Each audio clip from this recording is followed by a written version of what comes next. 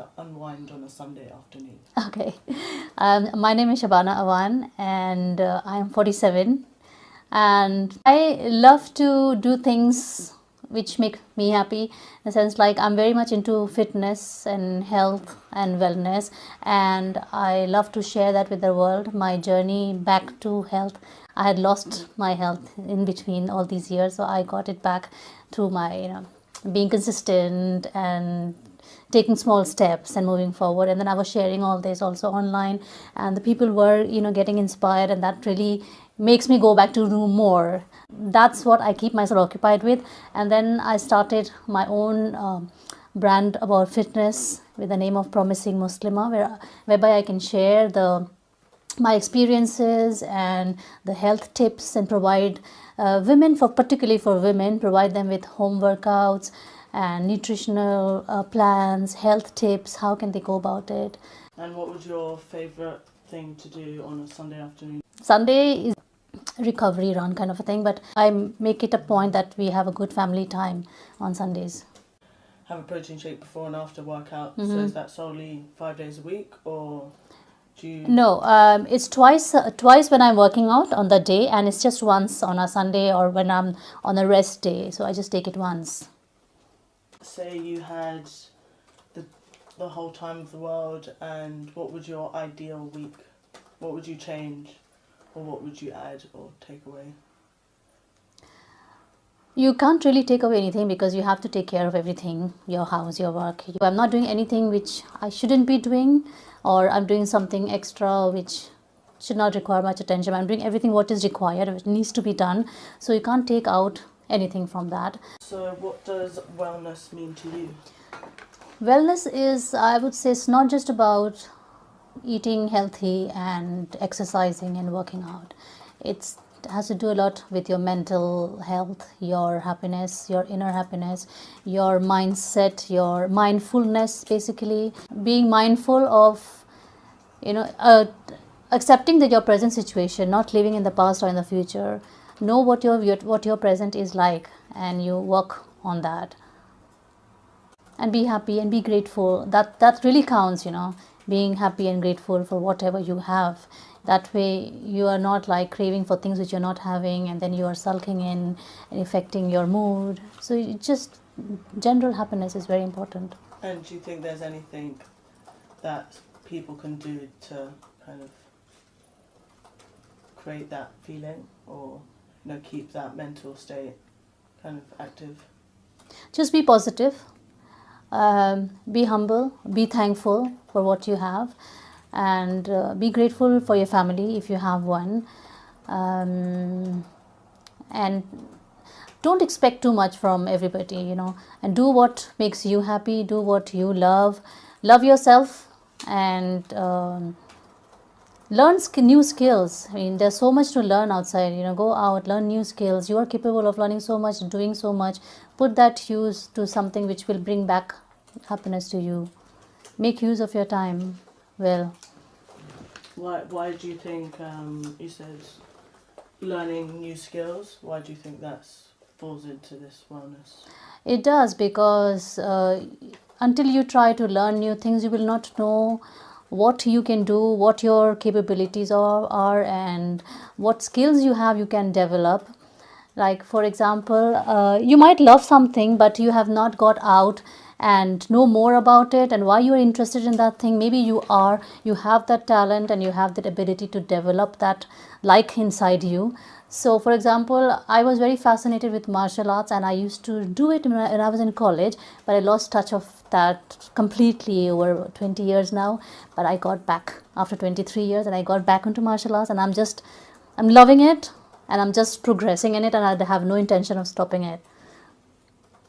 That's not only good for your health, it's teaching you self-defense, and you can advise people on how to protect yourself. It makes you happy. It's kind of an exercise, a workout, and teaching you new skills.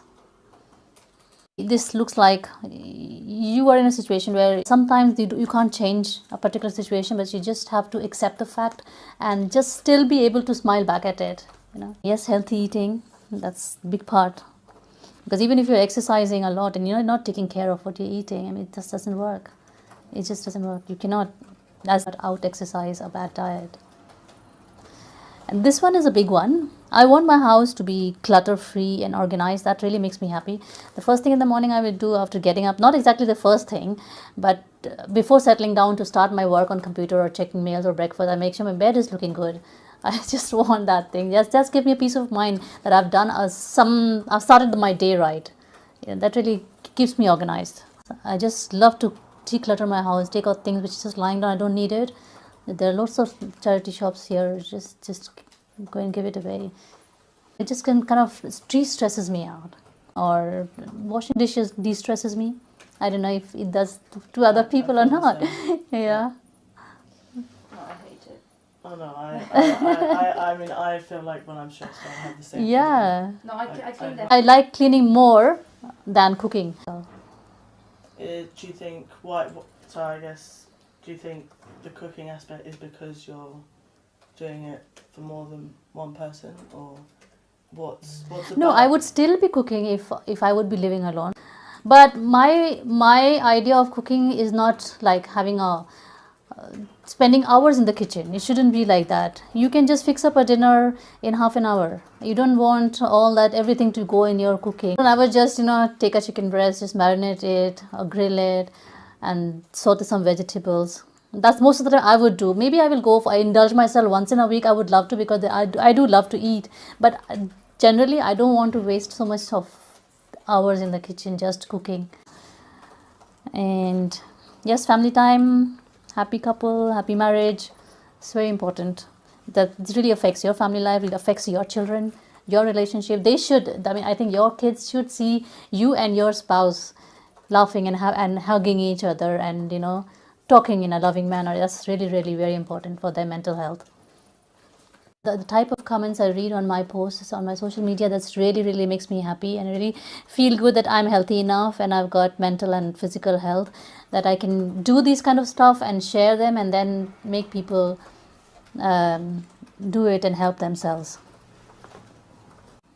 Family is a big one. No matter how busy you are, you cannot be too busy for your family. You cannot. And what about family that helps you? Oh, you want family to be united. You don't want anybody not having a good relationship, with each other, and you want to see the true happiness on your kids' face, and you want your spouse to be happy with you, and you want to be able to do things for them. Be a source of happiness for your family and your children. Okay, so if you were to look at these and only select two that you couldn't live without, which ones would they be? So the two essential ones for your well-being. Yeah, that you could, if you had. I think this one and this one. And why is that? Because if I'm active, I'm healthy. If I'm healthy, I'm happy. And if I'm happy, my family is happy. Would you make the connection the other way around? And putting family first? Because I love my family so much, I will put myself first. Yeah. Because if I'm not active, I'm not healthy enough to run around for them and just be with them happy. Yeah. It's like me first. And it has really taken me years to learn this crucial lesson. It's actually you first, because if you don't have anything in your cup, how are you going to pour from? A lot of the people that we interview with families often have the opposite. So they say, no, I'm last, I'm making everyone else. Oh, no. And that's not being selfish if you're putting yourself first, because you have got a very good intention behind. It's just not for yourself.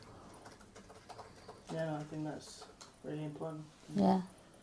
May I ask about, you were saying that you're sharing your journey back to health.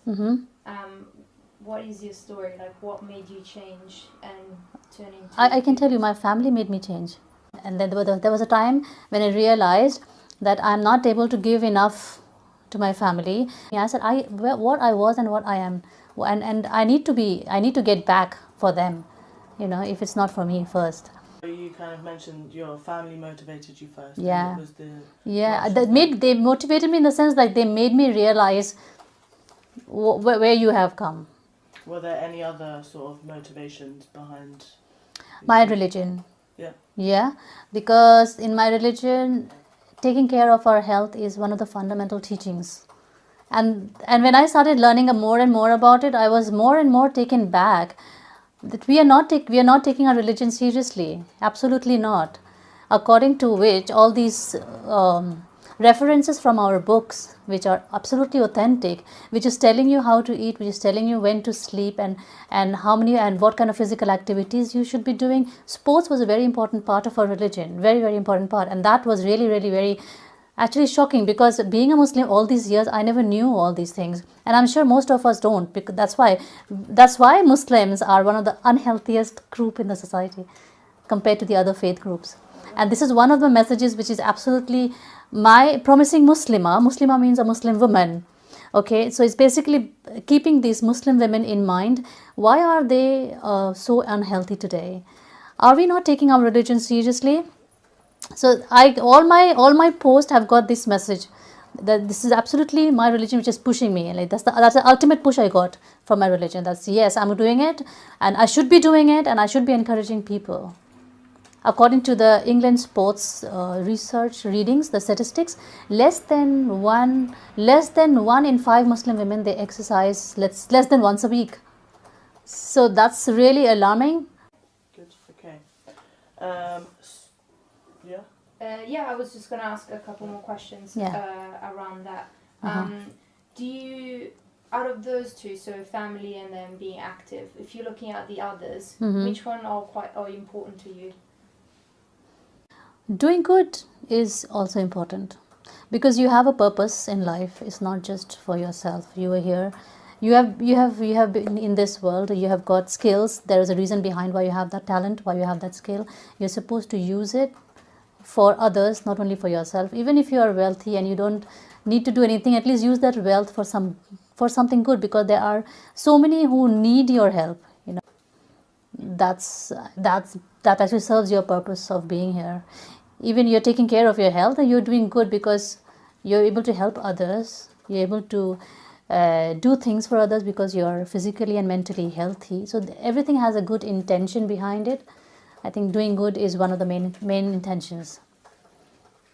And I guess You have a car, but use less of it. If you want to go to a grocery store which is around the corner, just walk.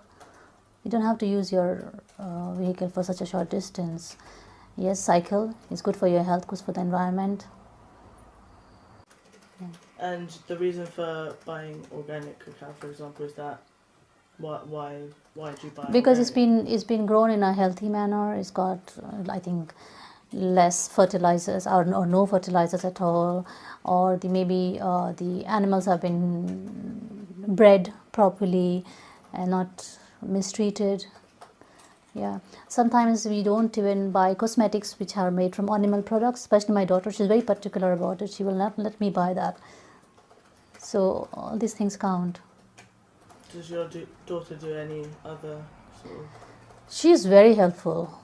I mean, she goes beyond her means to help people. Like even on the roads or on the streets, she's the first one to see somebody who needs help, and she just jumps on that. I really am sometimes really am impressed by that. 2-3 times she's come back home crying. I said, why are you crying? She's crying on the road. She said, she's calling me up. She said, I just gave some food to the homeless and I don't like to see it. And she's literally crying uncontrollably. Even after coming back home, she's just sitting. She said, I said, see, this is where your part comes in. Complete your education, get that power, because without education, you don't have that power to help people, that power you need. And there are so many people in power which are misusing them. So we need people like you who have the power and the ability and the willingness to help people. That's how you can change, the things around you.